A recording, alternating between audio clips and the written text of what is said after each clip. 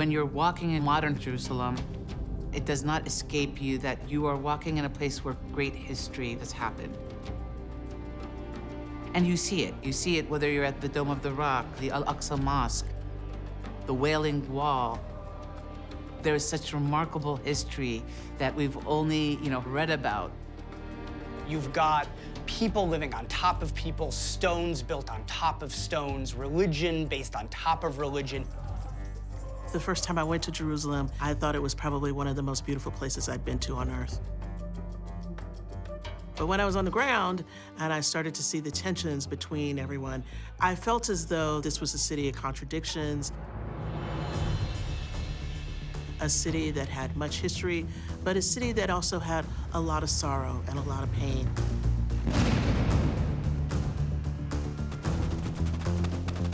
Jerusalem, beside its religious significance, it is the center of national aspiration of two communities, the Israelite community and the Palestinian community. And that adds another layer of complexity. It's impossible to imagine fixing the present and building a better future for Jerusalem without understanding the many stories of its past. For the earliest periods, our major source of information is the Hebrew Bible, the Old Testament. Some of the stories that we have in the Bible have been proven by archaeological means. Others are stories that we have to take the narrative depending on how you believe in your faith tradition. I think what we have to remember is that the religious assertions are what made Jerusalem what it is. For centuries, people who lived in and around Jerusalem accepted that as a truth. So when we're reading the biblical stories, yes, we are reading the history of Jerusalem. And the story of the Holy City begins around 1000 BC in the land of Canaan. In 1000 BC, the major kingdoms were the Egyptian kingdom to the south and the Hittites to the north. This land of Canaan in between, that was just a battlefield that the big boys came to duke it out on. Canaan is the land that the Israelites believed that God gave to them as the land that they were to inherit. The problem is that there were already people in Canaan, the Canaanites.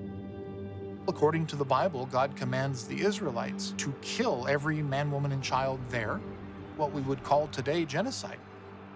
And so you can see how, in a modern setting, that might be cause for contention between people who might say, this wasn't your land to begin with in the first place. After conquering the lands of Canaan, the Israelites settled into 12 separate tribes, united by their shared belief in an early form of Judaism. The 12 tribes were divided. There were huge rivalries and feuds between them. And it's during this period that the Israelite tribes had a lot of conflicts with the Philistines, who were their neighbors. Philistines were Israel's arch enemy. And it's important to remember that the only history we have of the Philistines was written by the people who fought against them. So the fact that they have become sort of a synonym for being boorish and uncultured is because all of their histories were written by their enemies. But in fact, they were very sophisticated people. They were expert with sword and shield, technology and fighting. And these guys are conquering all of the cities that they're coming across. They're marching eastward towards the Judean highlands. And then you've got the Israelites spreading out towards the coast.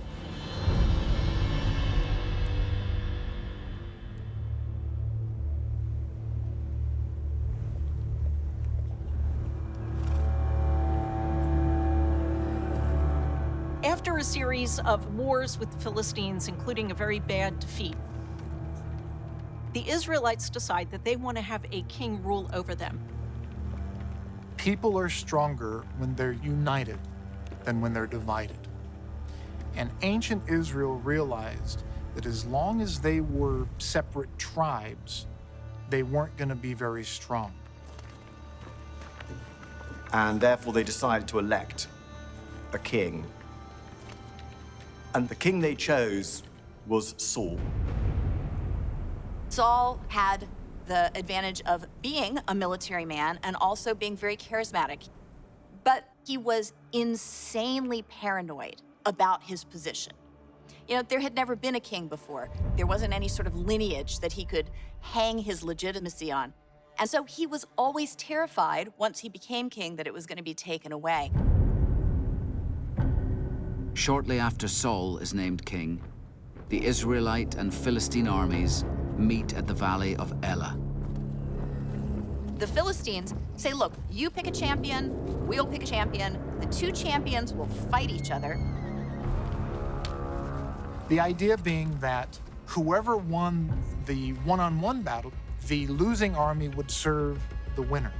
And that might be a way of sparing the massive loss of life on both sides. What the Israelites don't know at first is that the Philistines have Goliath. And Goliath is described, sometimes he's 9 feet tall. He is this almost mythic hero. He is this supernatural force.